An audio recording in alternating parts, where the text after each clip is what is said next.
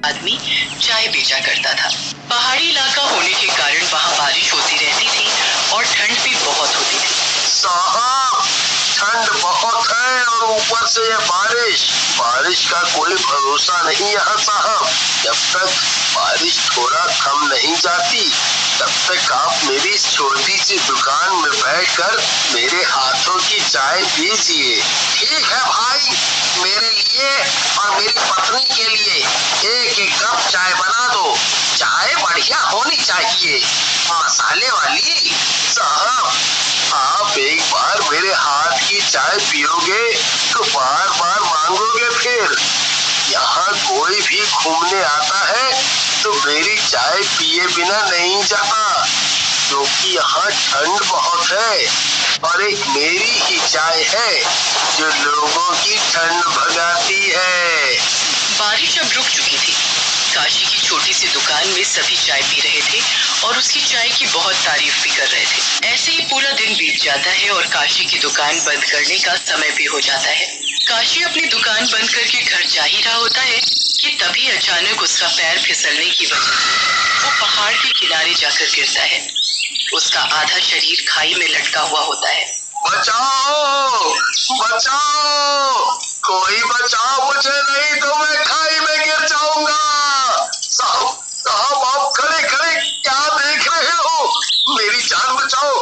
मेरा मेरा हाथ पकड़िए जल्दी, मेरा हाथ फिसलने वाला है।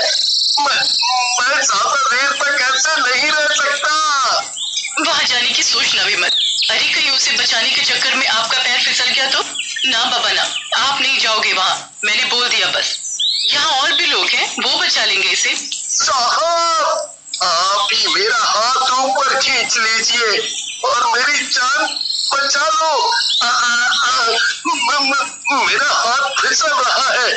आप इतने लोग खड़े हैं यहाँ, मेरी तरफ कोई पड़ता क्यों नहीं? तभी वहाँ जोरों से बारिश हो जाती है। सभी सैलानी बारिश से बचने के लिए अपनी अपनी गाड़ियों में बैठकर वहाँ से चले जाते हैं, काशी को वहाँ अकेला छोड़कर। उसकी जान बचाने के लिए भी कोई आगे नहीं बढ़ता। आखिरकार काशी हिम्मत हार जाता है।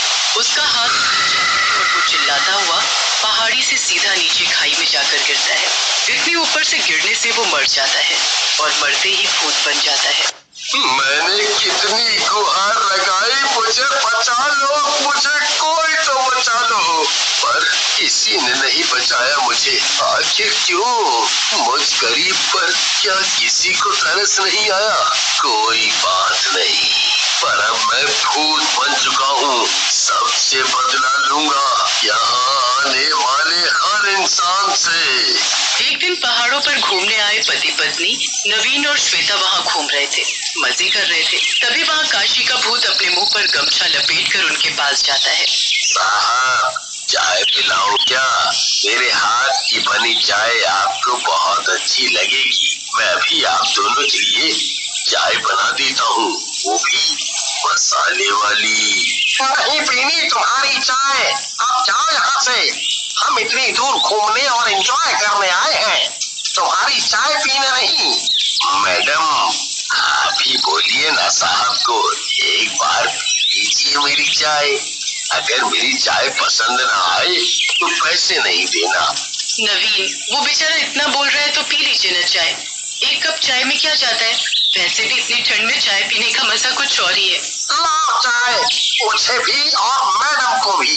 दोनों चाय पीकर चाय वाले की बहुत तारीफ करते हैं और उसे पैसे देकर आगे बढ़ जाते हैं। कुछ आगे बढ़ते ही दोनों को पता नहीं एकदम से क्या हो जाता है।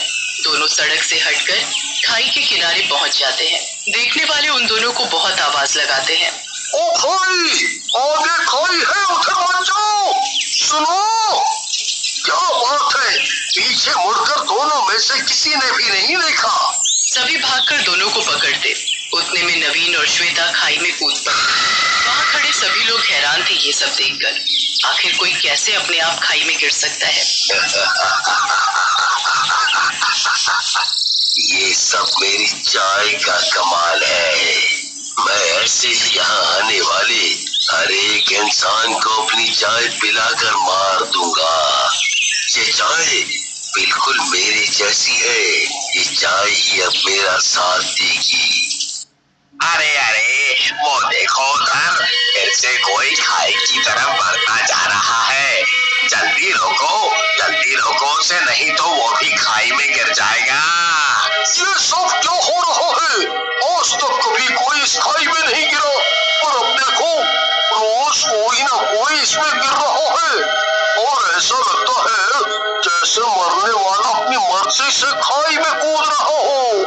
आसपास के सभी दुकान वाले आपस में बात कर रहे थे। सभी को अब अपने काम की चिंता थी। वहाँ काशी के घर उसकी माँ हेमा उसके घर ना लौटने की वजह से बहुत परेशान थी। वो उसे हर जगह ढूंढती फिर रही थी। ओ भाई, क्या तुमने मेरे बेटे काशी को देखा है? वो वहाँ पहाड़ों पर चाय बेचता है। 2 दिन से घर नहीं आया, बड़ी चिंता हो रही है। हेमा काशी को सभी से पूछती फिर रही थी। पूछते पूछते वो काफी दूर निकल जाती है, वहीं जहाँ काशी लोगों को चाय पिलाया करता था। काशी, ओ काशी बेटा, कहाँ है तू? देख, तेरी माँ तुझे ढूंढते ढूंढते यहाँ तक आ गई। हेमा को अभी भी काशी कहीं नहीं मिला। मिलता भी कैसे, वो तो मर चुका था। रात बहुत हो चुकी थी। हेमा बहुत थक गई थी। वो रोती हुई एक पेड़ के नीचे जाकर बैठ जाती है। भूत, छोड़ भूत, छोड़ मुझे भूत। चुप हो जाओ, शोर मत करो माँ, नहीं तो कोई आ जाएगा।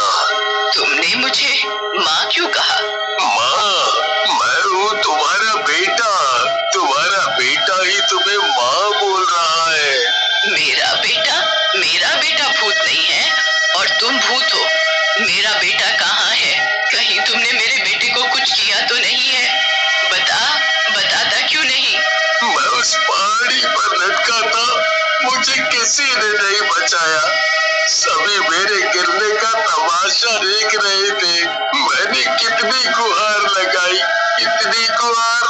लोगों को कि मुझे बचा लो, पर किसी की हिम्मत नहीं हुई मुझे बचाने की। अगर सब मिलकर मुझे बचा लेते तो आज तुम्हारा बेटा जिंदा होता। माँ, काशी, मेरे बच्चे, ये तुझे क्या हो गया? तू अपनी माँ को अकेला छोड़ गया। अब तेरी ये बूढ़ी माँ तेरे बगैर कैसे जिएगी? मत रो माँ, मैं मरकर भूत बना हूँ, सिर्फ बदला लेने के लिए। मैं यहाँ आने वाले सभी सैलानियों को अपनी चाय पिला कर मार रहा हूँ।